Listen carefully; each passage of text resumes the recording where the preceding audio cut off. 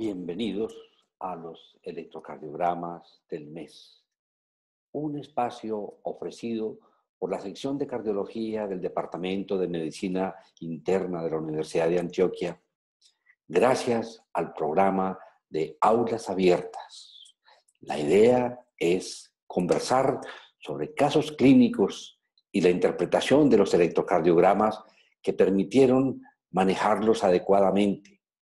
Es un espacio para exponer, debatir y aprender entre todos.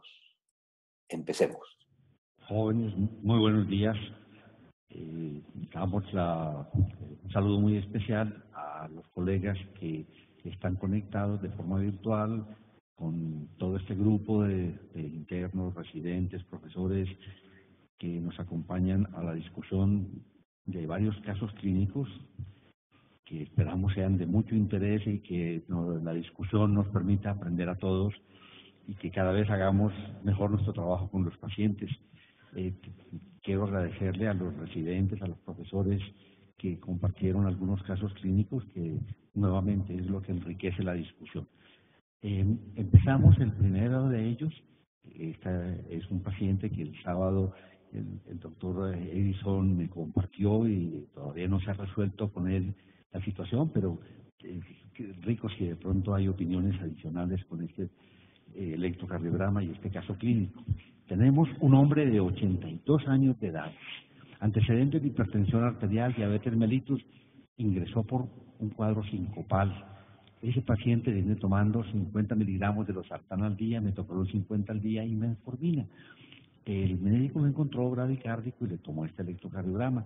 No sé si algún detalle más, Edison, de la historia del paciente que de pronto valga la pena, tú que lo conoces con más detenimiento, nos puedas aportar. Pues buenos días. El señor venía con cerca de, era un poquito difícil a veces definirlo, pero alrededor de 2 meses de sensaciones de mareo y algo de deterioro funcional, pero el día que ingresa es porque presenta un cuadro sincopal. Muchas gracias. Aquí tenemos en este electrocardiograma, entonces, las 12 derivaciones y tenemos un trazado de ritmo. El valor de tener un trazado de ritmo siempre que encontremos un ataque, una bradicardia o alguna irregularidad del ritmo es de inmensa ayuda. Yo voy a hacer un acercamiento de las derivaciones de miembros para que ustedes, sobre todo los de atrás y los compañeros que nos acompañan desde sus casas, este es D1, D2, D3, ABL, ABL y ABF, B1, B2, B3, B4, B5, B6. Yo quisiera que uno de los internos nos hiciera una aproximación, cómo haría el enfoque, qué piensa si este electrocardiograma nos explica el síncope del paciente. Volvemos a derivaciones de miembros, aquí tenemos D2. Posiblemente tenga aquí una aproximación de un D2 más larguito, que ustedes lo puedan ver, pero volvamos a mirar otra vez D1, las características de D1. No sé, si alguno de ustedes se anima a discutir.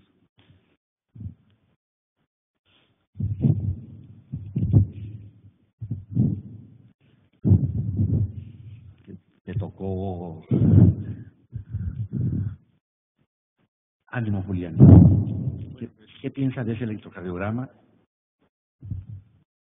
En estas no alcanzo desde acá a ver si hay un QRS amplio. De pronto me queda la duda si el QRS es de... Sí, es de más de... Definitivamente. Fíjate que el QRS, de entrada lo viste, es un QRS que es mayor de lo normal. En mínimo tiene 120 milisegundos. ¿Ya? En B1 y B2 se alcanza a ver una melladura, pues una R mellada, R'. ¿Qué morfología ves en B1? R minúscula, R' mayor. R pequeñita, S, y una R terminal ancha, definitivamente, ¿cierto? Y en B5, B6 ves unas S anchas, y lo mismo en D1 tú ves una S ancha y lo mismo en ABS. Eso te va configurando de que probablemente si tienes un QRS ancho, entre todas las causas de QRS ancho que estás sospechando, probablemente un bloqueo de ramo izquierdo. Derecha. La morfología de B1 es RS, R', ancha, como lo acabaste de decir, que es la morfología característica del bloqueo de la rama derecha de las DGIS. Pero esta morfología te puede ser dada por un ritmo de tipo ventricular, que puede ser dada por una hipercalemia, un Wolff-Parkinson-White, un marcapasos, todas las causas de QRS ancho. En este caso, ¿hay un ritmo sinusal? Bueno, en este se alcanza a ver onda P, no sé. Se alcanza a ver una onda P precediendo el complejo. Quizá una bradicardia sinusal podría ser. Entonces, una bradicardia sinusal. Aquí tenemos, mira, 300, 150, 175, 60, 50, como 48 de frecuencia cardíaca, ¿sí? Y tiene un cuadro sincopal. ¿Y no hay prolongación del PR? No es prolongado, está limítrofe. Al limítrofe el PR va a ser interesante hasta ese momento. ¿Qué te parece el eje del QRS? Si tú tienes aquí D1, este es D2, D3, ABL, ABL, ABF, ¿qué piensas del eje del QRS? Está desviado a la izquierda, por lo menos de 45. Mucho más allá de menos de 45 grados, ¿cierto? Entonces, hasta este momento estás observando un eje del QRS desviado hacia la izquierda de forma importante, menos 60 grados. Tienes un QRS que definitivamente es ancho, 120 milisegundos, con una clara morfología de bloqueo de la rama derecha de la DGIS. Y viene el punto de decir que será toda una bradicardia sinusal. Yo te muestro el trazado de D2 largo, que de pronto te puede dar una idea más clara de lo que puede estar pasando.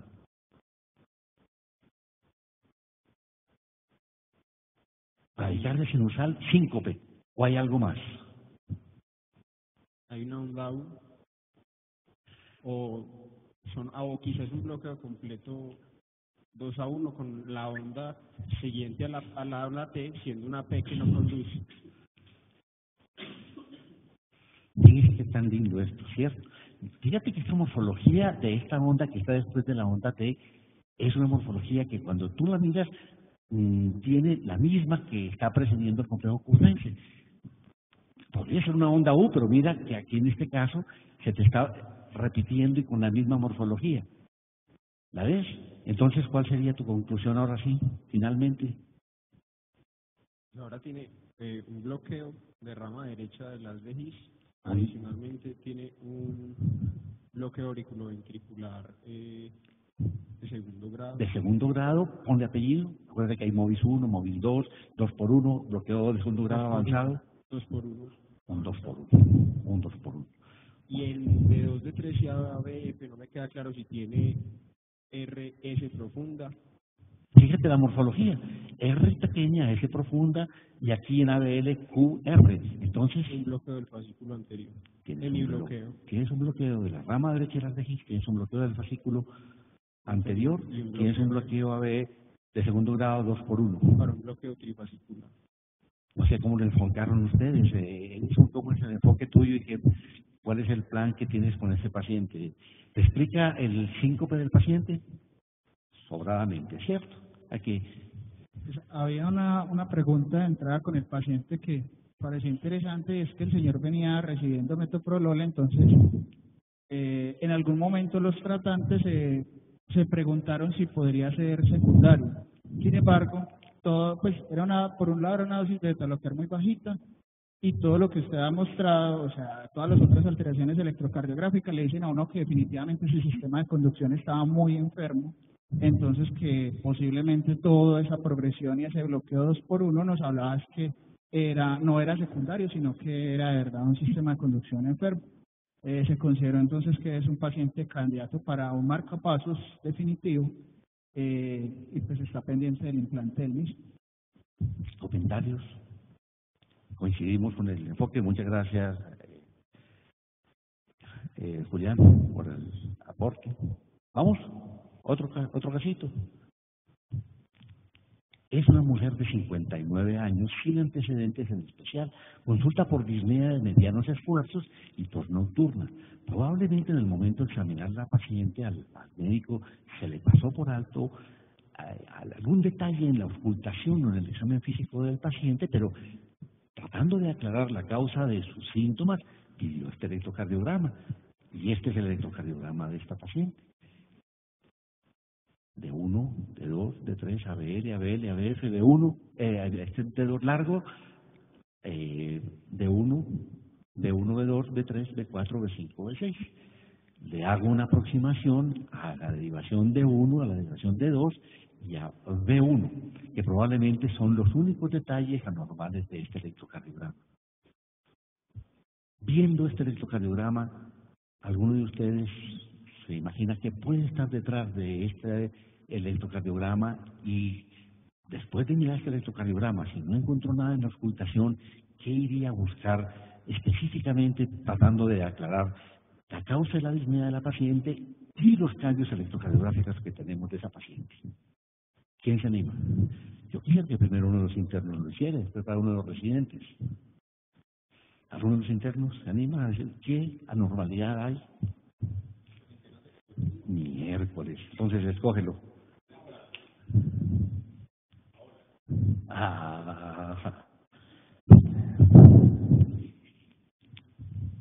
Adelante, Pau. ¿Qué te pusieron allí? Te lo pongo, entonces, mira nuevamente la morfología, no se apartan del QRS. Lo importante probablemente está en esta morfología que vemos aquí, de la relación de la P con el complejo QRS y la morfología que tiene esa PMB1. Son posiblemente los hallazgos anormales que tiene este electrocardiograma.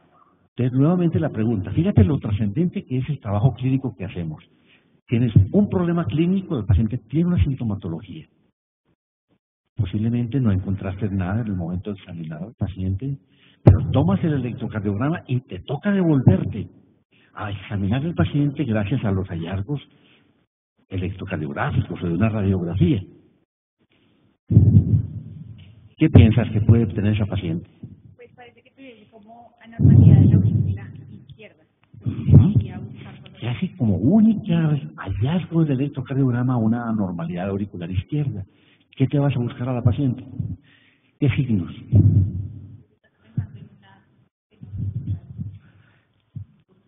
¿Y cómo sería el complejo auscultatorio o los hallazgos semiológicos de esa paciente? Tú siempre lo sabes.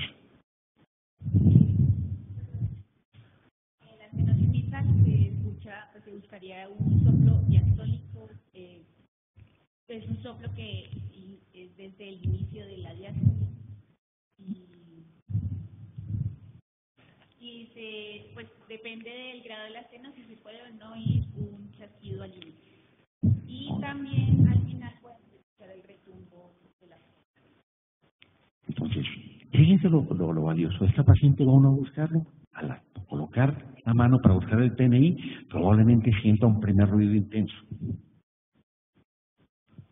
Un chasquido de apertura, retumbo mesodiastólico con reforzamiento presistólico. Todo el complejo de Durossier. ¿De acuerdo? Entonces, este paciente, efectivamente, se encontraron esos hallazgos, se le pidió una ecocardiografía, y esta es la ecocardiografía de esta damita. Tiene una aurícula izquierda dilatada, no está aquí en las cifras, pero miren que es interesante. Valvas de la mitral, presenta engrosamiento distal de sus velos, y empieza a hacer una numeración.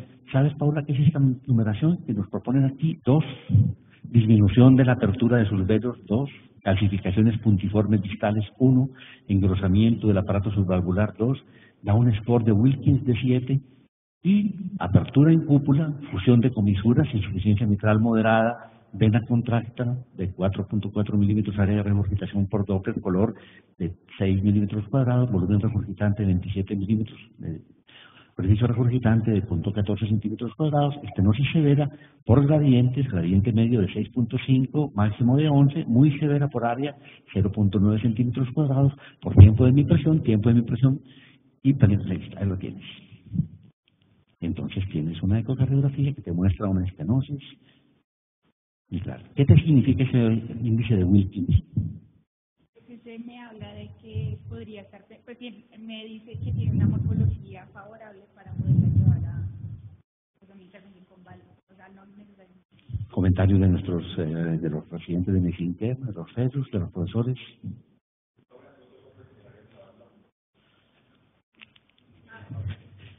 La pregunta del doctor Edwin es, ¿qué se puede encontrar en esta paciente si tiene una hipertensión pulmonar importante y aquí hay algo podría estar a nivel del foco pulmonar?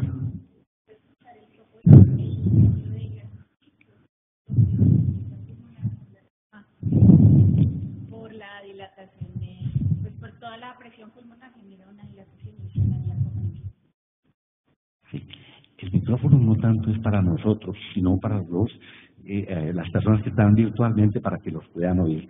¿Algún comentario, Juan Pablo? Ok. Dale, por favor. Sí, Carlos. He tenido una duda. Esta paciente que puede tener una FA concomitante o que la puede desarrollar, y de desarrollar una FA, en vez de encontrársela con FA, no podría anticoagularse con nuevos anticoagulantes.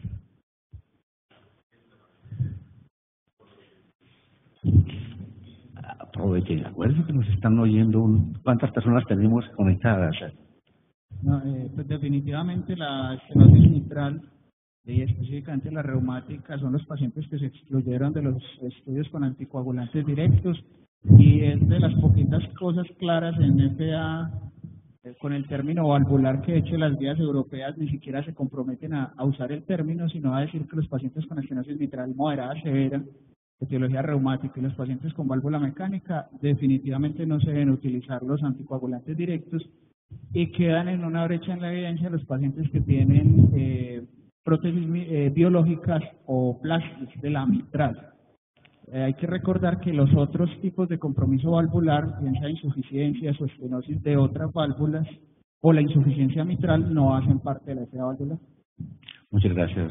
La pregunta, Carlos. Y mensaje, esas características de la onda P que hablan de una P de anormalidad auricular izquierda, le hacen pensar a uno con esa historia clínica de que detrás del paciente hay una estenosis mitral.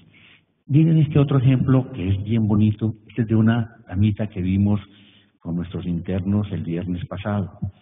Remiten a esta joven de 24 años porque sabe ella que tiene una alteración valvular desde la niñez. Ella tuvo una corea y posiblemente tuvo también sus manifestaciones articulares que nos hablan claramente que tuvo un episodio de fiebre reumática hace unos 10, 15 años, y esta chica ha venido en controles. Posiblemente le habían dicho, si vas a embarazarte, por favor, consulta primero. Tiene un compañero hace 6 años, quedó en embarazo sin planearlo, y ya vimos, tiene este electrocardiograma.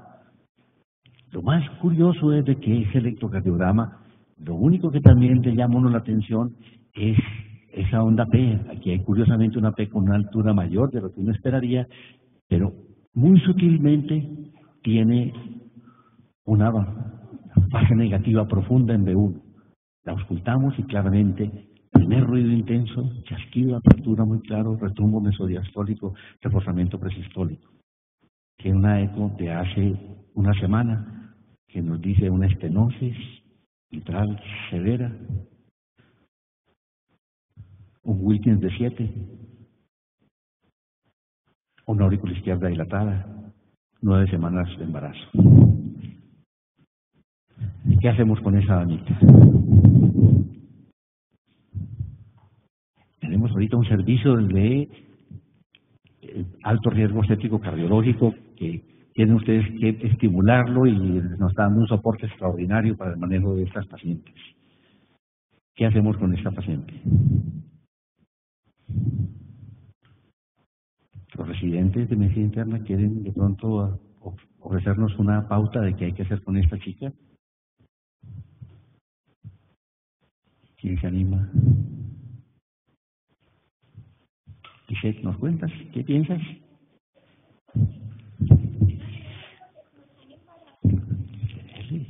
Para que te puedan oír,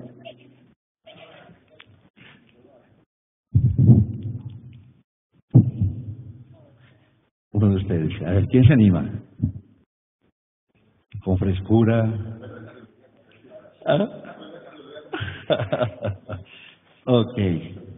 Entonces, es una mujer de 24 años que está en el primer trimestre, lo más probable es que sea una cardiopatía reumática y por lo tanto electrocardiográficos. Tiene también un compromiso de la válvula aórtica, una leve insuficiencia aórtica, esa chica. Pues tiene un ventrículo izquierdo completamente normal, no tiene hipertensión pulmonar en este momento. La pregunta clave sería los síntomas. Esa paciente es asintomática. Tú ¿Tú le harías alguna valoración objetiva para saber cómo está su estado funcional? Si estamos seguros de que no tiene una estenosis aórtica severa. No, es una leve insuficiencia mitral, aórtica, insuficiencia aórtica leve. Y una estenosis severa por una insuficiencia leve. Esa es la...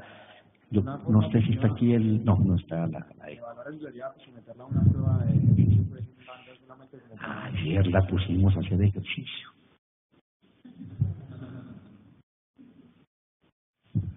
8 metros, 8,2 metros. Está muy bien. Y disparamos más por fatiga de miembros inferiores, la vimos un poquito pierneita, pero esa es su capacidad funcional. Pero eso es un muy buen signo y es la mitad porque digamos que estamos mostrando la paciente. Muy bien, estamos llevando de manera objetiva la valoración de los síntomas. Por eso yo creo que la paciente no tiene un compromiso, digamos, sintomático en ese momento por la valvulopatía.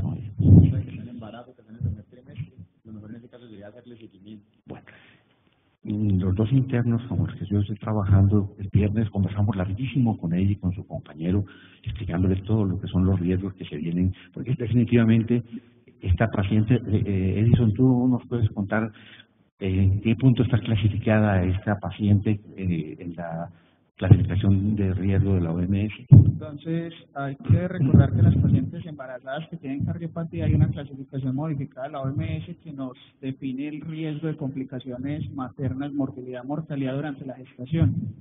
La estenosis mitral, independiente de si es sintomática o no, aparece clasificada en el grupo 4, que son las de más alto riesgo de complicaciones y de más alto riesgo de mortalidad. Es tan alto el riesgo que incluso en ese grupo de pacientes se ofrece o se debe ofrecer como alternativa a la terminación terapéutica del embarazo. Conversamos largo con ella y con el marido, explicándole que era una posibilidad y todas estas dejamos el fin de semana para que conversaran. Ayer, la primera parte después de conversar fue, no, doctor, yo no soy capaz de terminar el embarazo, quiero seguir adelante. Bueno, ante esa decisión, pues la verdad, la prueba de esfuerzo, como decía Felipe, sí ya lo tranquiliza mucho a uno, aunque igual, como lo decía, independiente de los síntomas, la estenosis mitral es un factor de riesgo para complicaciones. El hecho de que tenga una prueba pues, de evaluación de capacidad funcional, con una capacidad funcional relativamente buena, pues le ayuda a uno a pensar que puede tener un mejor desenlace, aunque no está libre de complicaciones. Una pregunta muy importante que Julián me hizo sobre esta paciente. Hace 4 años suspendió la profilaxis de benzetracil. ¿Cuál sería la recomendación del grupo? Pues las guías australianas, que son de las que más hablan de fiebre reumática y de esta parte, sugieren que las pacientes que tienen cardiopatía severa, y en este incluiría esta paciente que tiene una valvulopatía importante, deberían tener profilaxis al menos hasta los 40 años. Entonces la recomendación es que retornemos otra vez a la profilaxis. La profilaxis. Gracias por la observación. Eso Daniel nos va a observación. hablar dentro de 8 días. Ah, sí.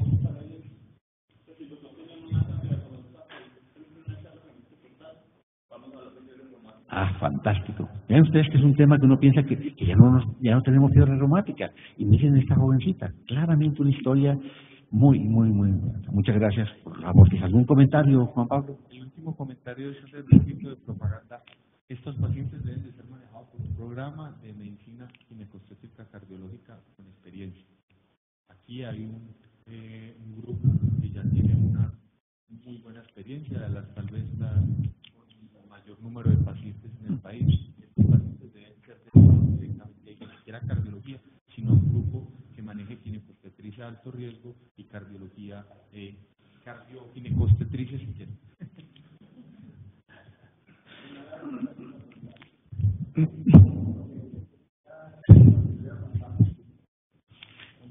Esto fue a qué edad la...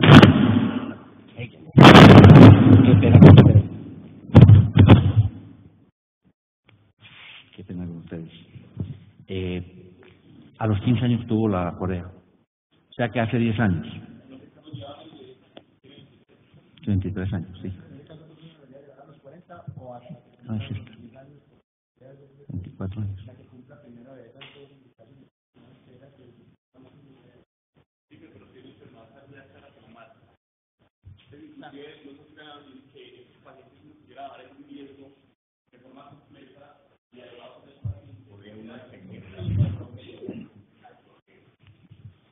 las guías australianas lo que mencionan es que esos pacientes que tienen enfermedad cardíaca reumática como tal, si quisiesen disminuir el riesgo al mínimo, es darles profilaxis de por vida.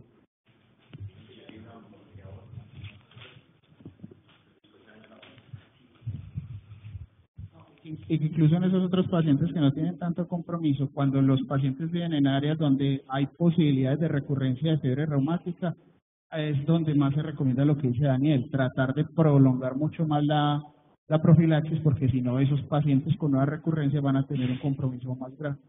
Perfecto. Seguimos con embarazadas. Esto es un caso anecdótico, pero que es muy bonito. Esta es una señora, una chica de 23 años en embarazo, por ahí unas 30 semanas, unas 5, muy frecuentes episodios de palpitaciones, y se ha documentado se ha documentado la arritmia, y lo más interesante fue que estando en la cita, estaba allí el interno presente, y aquí, doctor, aquí me empezaron las palpitaciones, inmediatamente, pin, pin, pin, pin, pin, pin, pin, pin, las ondas en cañón, el famoso signo de qué, de la rana, pam, pam, pam, pam, pam, pam, pam. Y se le tomó el electrocardiograma. Este es el electrocardiograma de esta damita, un acercamiento a D2 y a B5. La conclusión de todos es, dice, ahora sí te lo dejo yo a ti, ¿quieres discutir este electrocardiograma?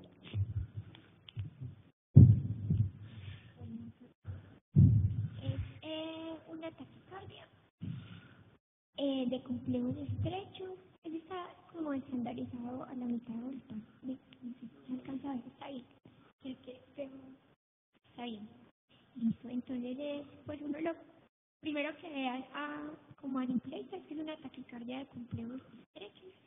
La frecuencia cardíaca va más o menos a 176. 176 latidos por minuto. Y ya uno se pregunta es si hay onda P, y si hay onda P, si la frecuencia auricular es superior a la frecuencia ventricular. Yo puedo decir que pues claramente uno no alcanza pues como a ver la P, aunque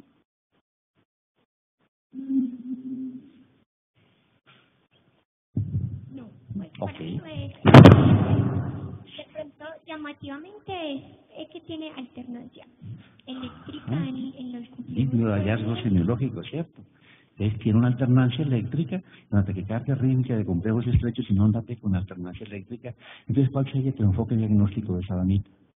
Bueno, entonces, cuando uno tiene pues taquicardia, sobre todo cuando no se RP, uno asume que el RP es corto. Entonces hay como dos posibilidades principales, y esta con alternancia eléctrica pues uno se inclina como a uno. Entonces uno que le da taquicardia por entrada en el nodo auriculoventricular variedad común, o una taquicardia por reentrada auriculoventricular con un haz ortodrómico, que es pues la variedad ortodrómica, que yo pienso que sería esa por el hallazgo de alternancia eléctrica. Entonces, fíjese el enfoque, es prácticamente igual las manifestaciones electrocardiográficas. Es muy difícil uno con el electrocardiograma de superficie definir cuál de las dos es. Una taquicardia por reentrada nodal característica, baja por el haz lento, sube por el rápido, o la posibilidad de que sea una taquicardia atrioventricular, donde baja ortodrómicamente y sube por el haz anómalo, y se hace así el circuito. ¿Qué haces con esa paciente? Bueno, entonces uno ahí tiene varias opciones. La variante, pues uno empieza con palpitaciones. Uno lo primero que puede hacer es intentar hacer maniobras bajas. A ver si pues, la paciente sale con maniobras bajas. Ahí lo tienes. Pero ya está, bueno, él estaba estable, Está estable, muy buena pregunta, está estable. Esa chica tranquilita, ahí no empezaron las palpitaciones, una presión normal. Es una maniobra de las modificadas, donde le pusimos a hacer un valsalva y a subir las piernas y mira a lo que sale. ¿Cuál sería entonces tu diagnóstico más probable?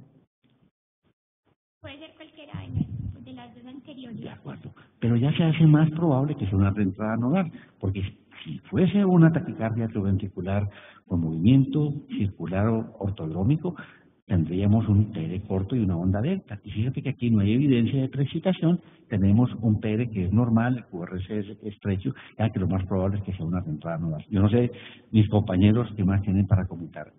Y la otra parte interesante, el manejo de esta paciente que está en embarazo. Yo sé que ustedes han presentado unas conferencias muy lindas de taquicardias supraventriculares en pacientes embarazadas.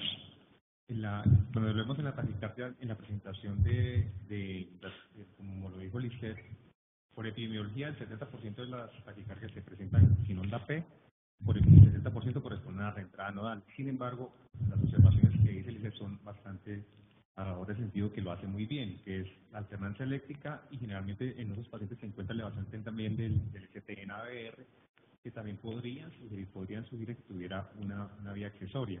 Y cuando pasamos al electrocardiograma sinusal, a veces los pacientes no necesariamente tienen que tener la vía accesoria manifiesta, puede ser una vía accesoria oculta, entonces tu electrocardiograma basal va a ser completamente normal.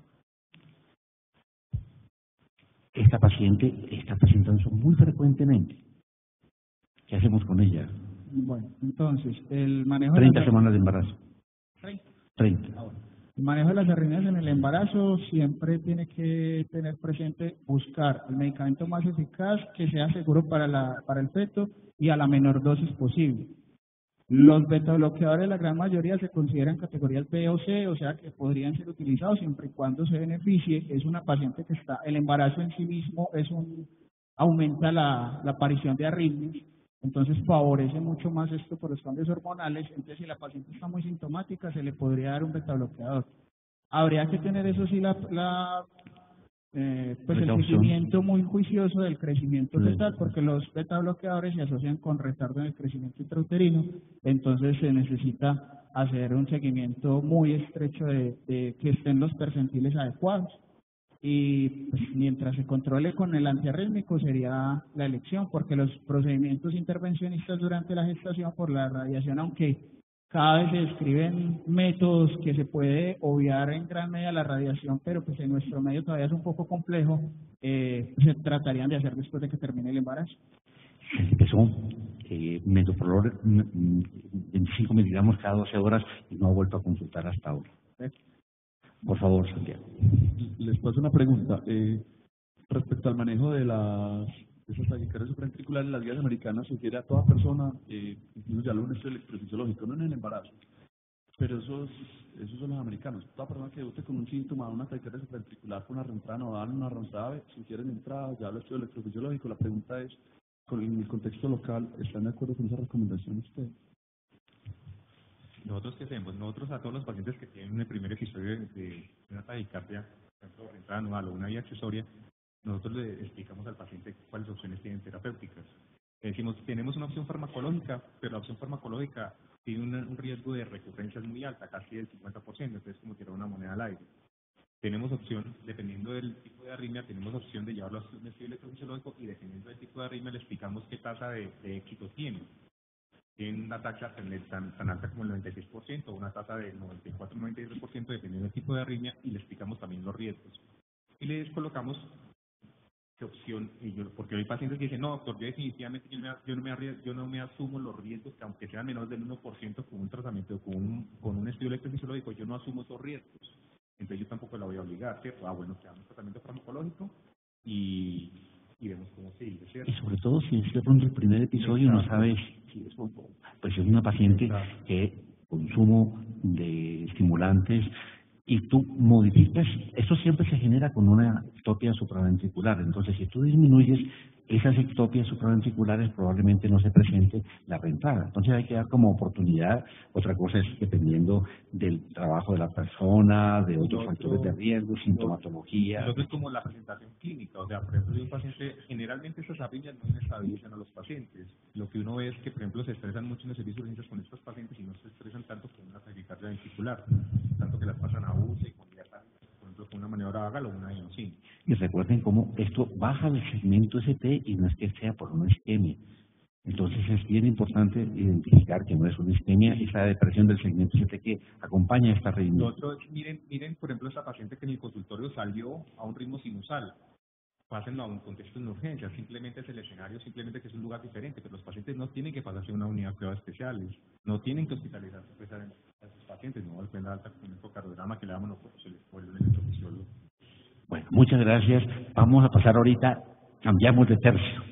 Hombre de 45 años, lo traigo por una reflexión, dos reflexiones con una persona joven, con unos factores de riesgo hipertenso y dislipidémico, una hipertensión arterial de hace 3 años de haber empezado, una dislipidemia, consultó en esta fecha por dolor de pecho, fue a urgencias, no lo recibieron, no le hicieron un electrocardiograma, dolor de pecho, se fue para la casa, tuvo que seguir con la sintomatología, insistió y volvió a consultar, y este es el electrocardiograma que se le toma en la segunda vez que consulta.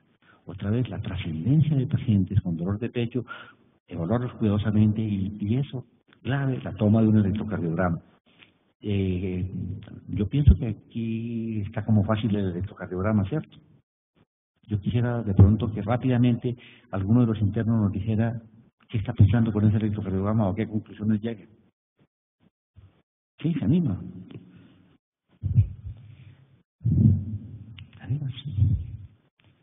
Con ese electro haces un diagnóstico. Estás con ese paciente, 45 años, dolor de pecho, y tienes este electrocardiograma. Bueno, entonces lo primero pues que yo logro observar en el electro es que tiene un ritmo sinusal, que el QRS es pues, estrecho, es menor de 120 milisegundos, y pues me llama la atención que veo una elevación del segmento DT en la derivación D2, D3 y ABF con una inversión en B2, B3, en B2 y B3. Depresión del segmento ST, en B1, B2, B3. También hay una elevación del segmento ST en B6, ¿no? Pues, ok, entonces tu diagnóstico es un síndrome coronario agudo con elevación del segmento ST. Ponle apellido. En la cara inferior. Eso, entonces un infarto agudo de miocardio de la cara inferior. ¿Tú tomarías alguna decisión complementaria de la parte de ayudas diagnósticas? ¿Harías un complemento de otras derivaciones en este paciente? Sí, se deben pedir las derivaciones derechas. Perfecto, muy bien. ¿Alguno de los residentes quiere hacer algún complemento? Un segundito, posteriores, muy bien. ¿Tú dirías, Daniel, que este paciente, si le haces una coronografía como hay que hacerle, ¿qué encontrarías? A pesar de que los criterios no es que sean los que tengan mayor sensibilidad y especificidad, uno con ese patrón que vemos ahí, que la elevación es mayor en D2, hay elevación en B6, está isoeléctrico. En D2 es mayor que en D3, entonces eso te hace pensar más que sea la circunfleja, y el compromiso de D6 posiblemente te hace pensar pero que sea la por ejemplo, ayer circunfleja. veíamos un paciente que tenía este mismo patrón y tenía a la derecha, una derecha dominante y larga. ¿Sí? ¿Seguro? Sí. Vamos a mirar. Claro, yo por molestar.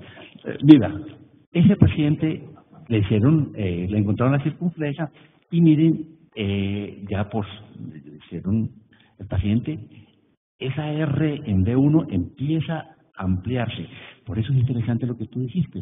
Tomen las derivaciones posteriores, porque ese paciente posiblemente tenga un infarto de la cara inferior y con una extensión a la cara posterior, muy probablemente a lo que llamamos más bien la basal lateral. Entonces, miren cómo después de la angioplastia la R todavía está alta, todavía está el segmento ST deprimido en B2, B3, y ese paciente sale con este electrocardiograma de la hospitalización.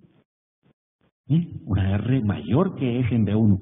R mayor que es en B1. Una de las causas es infarto, que llamamos posterior, antes, ahora posterobasal, basal lateral. Entonces, este paciente se dio de alta, tenía una buena fracción de eyección y al tercer día, tipo juicioso, con una señora exigente en el cumplimiento porque esa es la que pone las pautas en el manejo, podría tener dolor de pecho.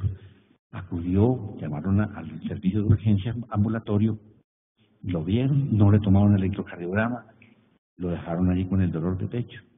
fue al día siguiente porque empezaba un programa de rehabilitación cardíaca, nos contó el dolor de pecho que había tenido en la noche y le tomamos este electrocardiograma. Miren ustedes que estaba con una frecuencia rápida y miren los cambios en B1, B2, B3, B4, B5, B6. Recuerden con el electrocardiograma que salió ese paciente.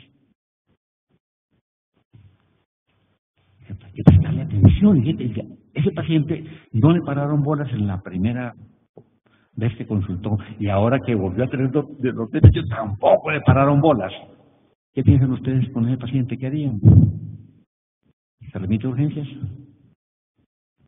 ¿Sí? ¿Se le hace una coronografía? ¿Está con dolor de pecho? Estaba tapada totalmente el sitio donde le habían puesto el stent. ¿Ok? Estaba tomando juiciosamente la medicación. Bien. Entonces empezaron a mirar. En la primera oportunidad tenía una gran carga de coágulos, tuvieron que ponerle tirofibán y ahora tenía una gran carga de coágulos, entonces hay que sospechar con este paciente que tenga de fondo una trombofilia, ¿cierto? Entonces está en este momento con una triple medicación, está con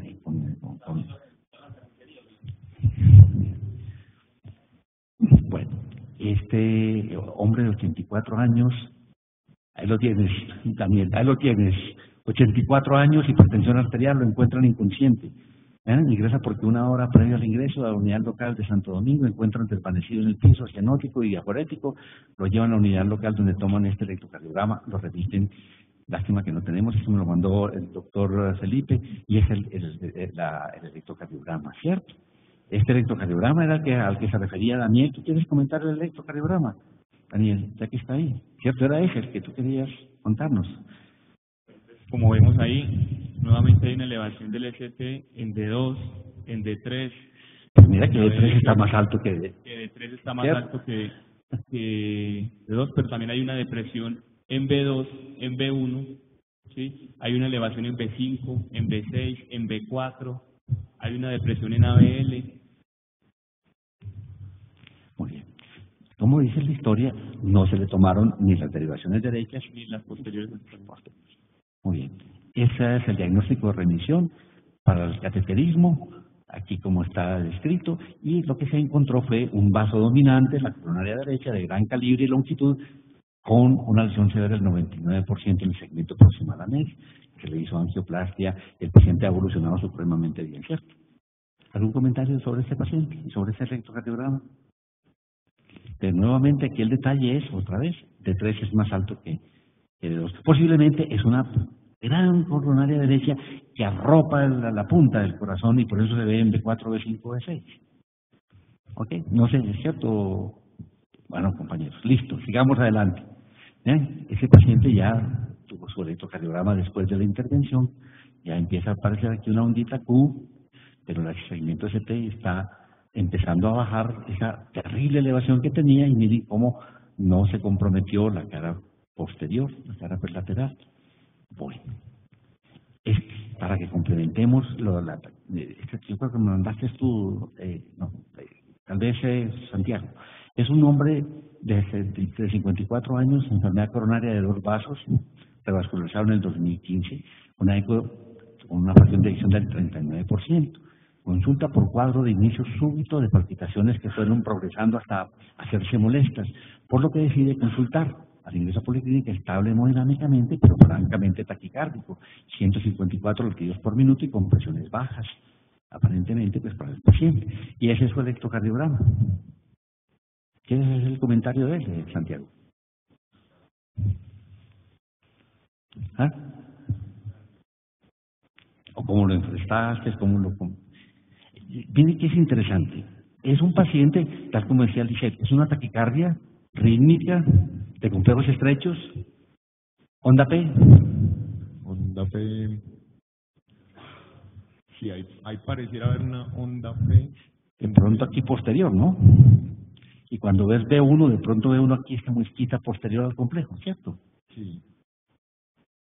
Entonces, ¿cuál sería tu enfoque de ese paciente? Es un paciente coronario que lo asusta a uno. Cuando viene un paciente con palpitaciones, coronario uno piensa, esto debe ser una taquicardia ventricular y demás. Pero el enfoque es taquicardia de complejos expresos. ¿Y qué harías con ese paciente? Bueno, entonces con ese paciente también podrían empezar por las maniobras vagales. Incluso eso fue lo que hizo el médico general y el paciente salió de una. Miren, qué lindo el electrocardiograma, después de las maniobras vagales, desaparece la muesquita posterior de B1, que es lo más probable que ese paciente haya tenido eso, una taquicardia por la entrada nodal. Sí. Tal como lo decía Lisette, ¿de acuerdo? Si uno piensa siempre en un paciente coronario y se piensa lo peor. Igualmente pueden tener este tipo de arritmias más sencillas, como en este caso, y manejarlas de esta manera. Ok, muchas gracias por el caso, y sigue el siguiente caso que es interesante. Déjate, quédate tú mismo con él. También lo enviaste, que es muy interesante. Este te lo mandó una colega del Hospital Militar, ¿cierto? Es una paciente, un hombre de 74 años, hipertenso, diabético, consulta por mareos y palpitaciones. Masculino, hipertenso, diabético, otros antecedentes y medicamentos. Ingresó por mareos y palpitaciones. Aparentemente al examen físico lo encontraron bradicárdico, por lo cual deciden tomar este electrocardiograma y lo envían para urgencias. En urgencias hacen diagnóstico de FA con respuesta ventricular controlada e inician anticoagulación. Y este es el electrocardiograma. Mírenlo todos. La pregunta que se hacía Santiago es, ¿realmente si es una fibrilación auricular o es otro ritmo el que está detrás de esto para definir si lo anticoagulo o hago algo distinto con el paciente? Entonces, ahora, ¿tú qué piensas? Pues, profe, a mí con este electro siempre me quedó la duda, entonces, porque la historia pues que mostró ahí fue la que me contó la compañera mía que está ya trabajando en la militar.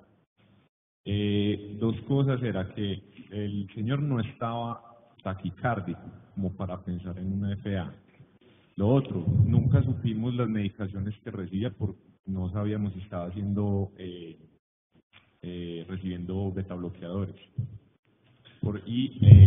En su gran mayoría parecía rítmico. Había por ahí, creo que era en B2, B3. En B2, B3. Había que unos complejos ahí. Que pues, suenan como unas ectopias, ¿cierto? Es bien interesante que nos están contando. Uno ve la frecuencia de este paciente es 300, 150, 100, 75, 60, como 58. Complejos y estrechos, busca onda P y no la hay. Esa posibilidad de una FA bloqueada, pero la línea de base en este paciente es una línea muy inestable y uno posiblemente piensa más en este paciente que el ritmo sea un ritmo del tejido de unión. Que uno habla más bien del tejido de unión por todos los componentes que hay en el nodo AB y efectivamente sea la zona que es activa desde el punto de vista eléctrico. ¿De acuerdo? No sé si los compañeros estamos todos de acuerdo. Más bien enfocamos esto como un ritmo de tejido de unión, no una FA. ¿Qué piensan de esta fe? Pero ¿pensarían de pronto? Muy complicado. Ahora, cuando uno ve aquí B5 y B6, le llama uno la atención esta muesquita posterior, que posiblemente le hable a uno de que sí hay una onda P originada en el tejido de unión. Cuando hay un latido que probablemente da la oportunidad de apreciar posteriormente, inmediatamente después del complejo. Y uno aquí en B1 no alcanza a ver sino ese detallito. Miren, aquí esa ondita posterior al complejo que no está en las demás, muy probablemente pienso que este es una taquicardia, es un ritmo de tejido de unión y no una FA, y no habría pues por qué anticoagular a este paciente. Obviamente que esto es en un contexto y uno tiene que analizarlo con todo el contexto, pero de todas formas esa sería pues la forma de enfocarlo, ¿de acuerdo?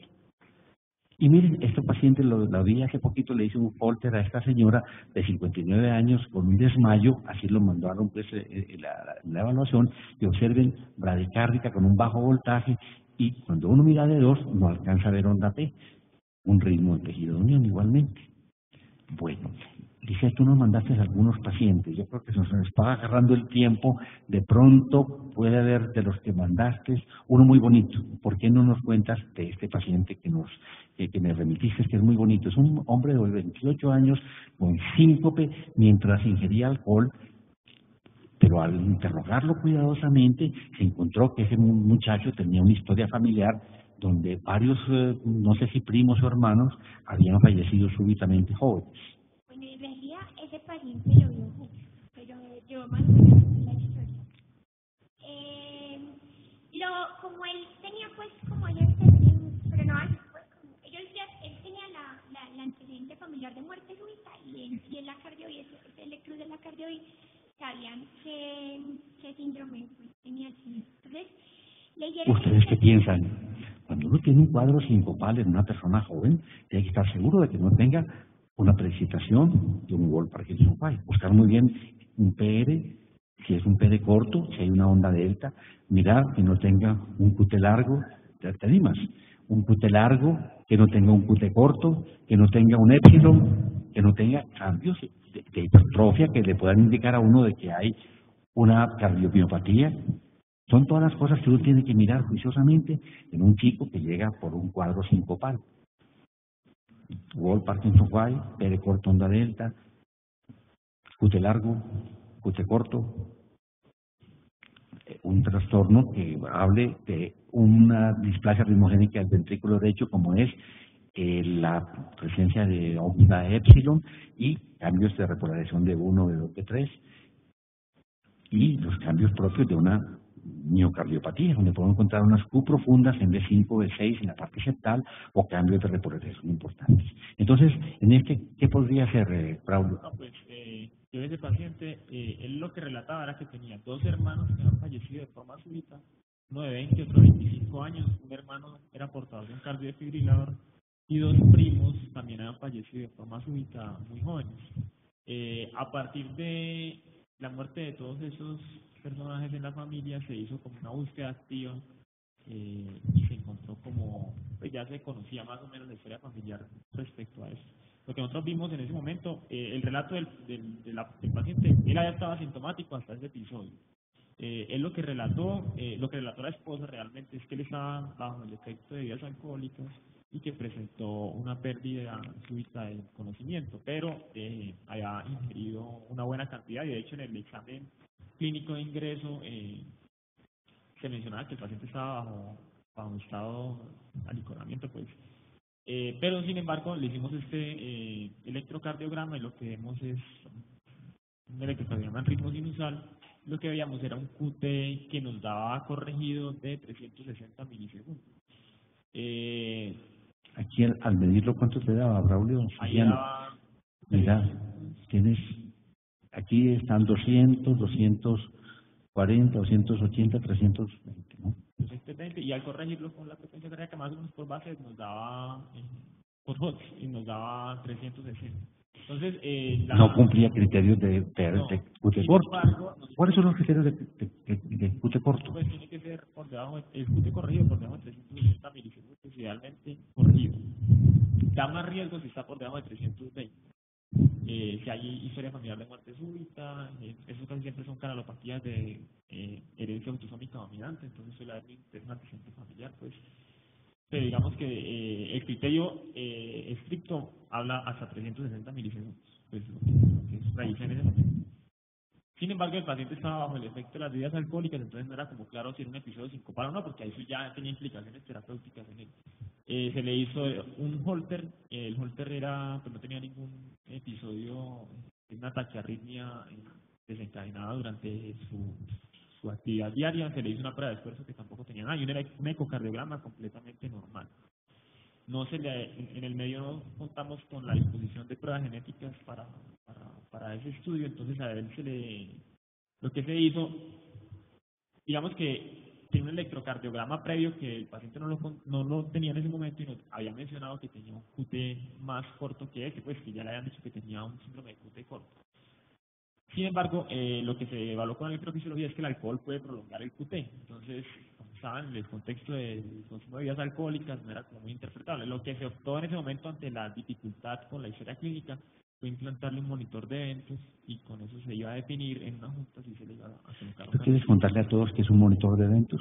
Pues un monitor de eventos es un dispositivo que se coloca con el ánimo de hacer un monitoreo electrocardiográfico durante un tiempo prolongado, por lo general es de 30 días o más.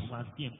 Y lo que se busca es hacer una telemetría electrocardiográfica con la revisión del mismo y poder evidenciar si hay alguna arritmia que se haya presentado durante todo ese momento de registro.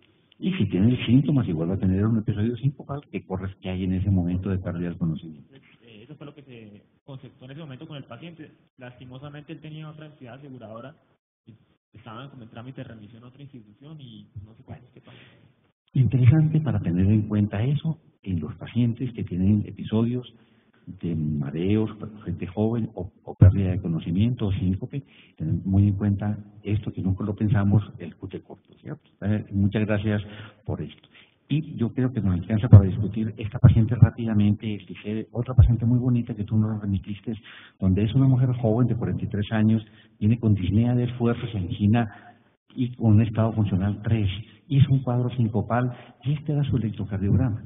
Yo pienso que todos se impactan ante las características de este electrocardiograma, que miren ustedes la altura de esta onda R en D1 con los cambios de repolarización en D1 en ABL, los cambios que hay en la onda P en B1, la profundidad de las S en B1, las R altas en B5, B6, los cambios de repolarización, esta T bifásica,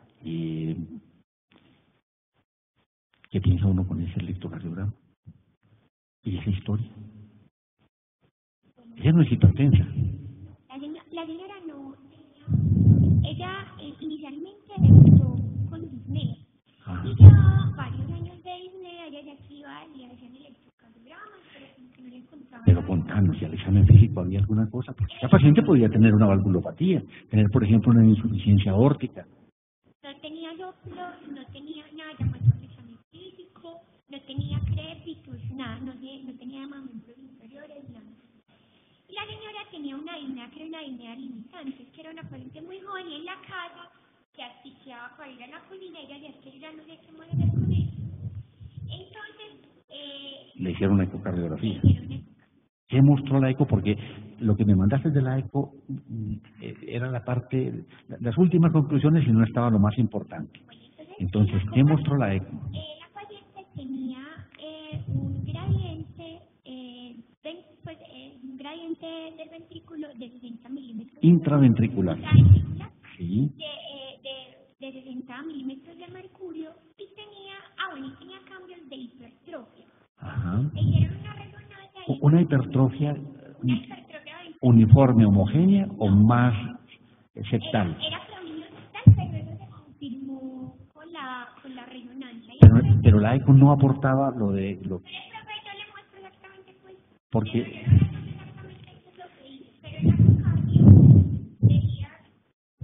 Yo tengo aquí, para ganar tiempo, los resultados de la resonancia magnética que posteriormente le mandaron a la paciente. Pero, fíjate, el eco, porque es muy interesante, tenemos la presencia del doctor Juan Pablo y aprovechamos tanto las dos imágenes, la eco y la resonancia magnética. Y curiosamente, cuando me dices tú, hay una hipertrofia que es más asimétrica, donde predomina la hipertrofia septal, es valioso decirnos que tanto, si hay movimiento sistólico de la hoja anterior de la mitral, hay un gradiente intracavitario de 60 milímetros y posiblemente una insuficiencia mitral por ese mismo fenómeno que no se escuche nada. Que nuevamente tenemos que afianzarnos en la ocultación, hay que trabajar y seguir insistiendo en el examen físico cuidadoso. Ahorita hablábamos de la estenosis mitral, se nos pasa por alto la ocultación de fenómenos ocultatorios. Bueno, de todas formas, aprovechemos, ya se nos acabó el tiempo. Estos son los resultados de la resonancia magnética. ¿Tú qué piensas, Juan Pablo? Hay una pequeña, para mí un poquito de contradicción. Miocardiopatía hipertrófica, concéntrica, asimétrica. ¿Concéntrica o es asimétrica? Pues por los hallazgos del real... Así está, mira cómo lo describe. El ventrículo derecho, el ventrículo izquierdo. Aquí está... Aquí está el ventrículo izquierdo. Pero no están los grosores del septo unipares lateral. No.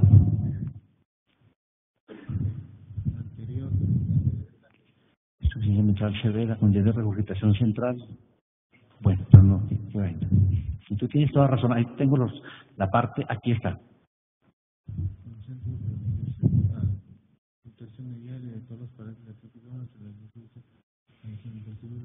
Esta no es leída por el doctor Abad. Bueno, acá hay contradicciones dentro del informe, pero en todo caso, con el hallazgo de fibrosis en la zona de mayor hipertrofia, eso es una miocardiopatía hipertrófica, y apoyados por ese electro que es muy típico, ese electrocardiograma de miocardiopatía hipertrófica. O sea, inclusive si usted la ecocardio no le reportan hipertrofia, con ese electrocardiograma hay que pedir una resonancia, porque el ecocardiograma tiene unos limitantes por una ventana acústica subóptima, por presencia de miocardiopatías hipertróficas asimétricas, en localizaciones no típicas. Hay algunas caras del corazón que si la ventana no es muy buena, se puede pasar por ecocardio. Entonces, si usted tiene la sospecha diagnóstica, a pesar de que el ecocardio le diga normal o concéntrico, hay que pedir una resonancia cardíaca en estos casos para hacer el diagnóstico etiológico, porque es muy diferente tener una hipertrofia ventricular concéntrica a una miocardiopatía hipertrófica asimétrica, con los riesgos que tiene esto de muerte súbita. Entonces hay que pedir una resonancia. Por los hallazgos de resonancia debe ser una miocardiopatía hipertrófica, pero muy dentro de los informes hay... Sí. Un mensaje importante para todos. Indudablemente que uno respeta la jerarquía y la autoridad de sus profesores y de los especialistas, pero siempre hay que ser críticos, porque todos nos equivocamos y cuando ustedes no se sientan contentos con algún informe, ir a revisarlo, ir a revisarlo. Si no creen en las ecocardias, eso es importante, porque muchas veces... Ir a revisarlo, porque uno no tiene toda la información, inclusive ese electrocardiograma. Lo primero que estaba pensando yo, ¿será que yo hice esa eco? Y yo no vi ese electrocardiograma. Lo primero que yo en todos los pacientes de electrocardiograma, la mitad de pacientes me llegan sin electrocardiograma. Yo no tengo, pero si yo tengo ese electrocardiograma, sé que voy a ir a buscar. Porque muchas veces la información completa de por qué se pide la ecocardio no la tenemos. Pero el electrocardiograma lo revisamos. O sea, paciente que vaya a un ecocardiograma, por favor que tenga un electrocardiograma antes. Es como si usted hace una resonancia y no tiene un ecocardiograma antes. Perfecto. Oye, entonces, adelante. La resonancia, y es que ellos dicen que no está bien. Pero después, es una cosa muy importante para tener en cuenta, y es que la química, la paciente que dice que comenzó por 5, pues, el hallazgo, exacto. A lo que yo voy es que la resonancia no es el estándar para hacer la medición del gradiente, y el hecho de encontrar en resonancia que diga que hay una aceleración de flujo, pero que el gradiente no es significativo, no descarta que lo tenga, pues este gradiente se debe hacer con medición de Doppler, porque salía por ecocardiografía. Yo creo que es un mensaje importante, como para no dejarlo pasar, pues eso es un signo de mal pronóstico. Siempre necesita una valoración conjunta eco con resonancia. Y en estos pacientes, acompañar la auscultación con maniobras. Se hace un Valsalva y posiblemente aparece un soplo muy característico. Eso es una dificultad, exactamente se va a mencionar. En la resonancia lo ponen bien, sí lo ponen bien en reposo, pero como lo decía muy bien el doctor, en Valsalva puede cambiar el gradiente. Además, la resonancia tiene un limitante para medir los gradientes, más o menos como decía Felipe. Es difícil orientar ocasionalmente el gradiente en una zona específica en resonancia. Para eso es mucho más fiable la ecocardiograma.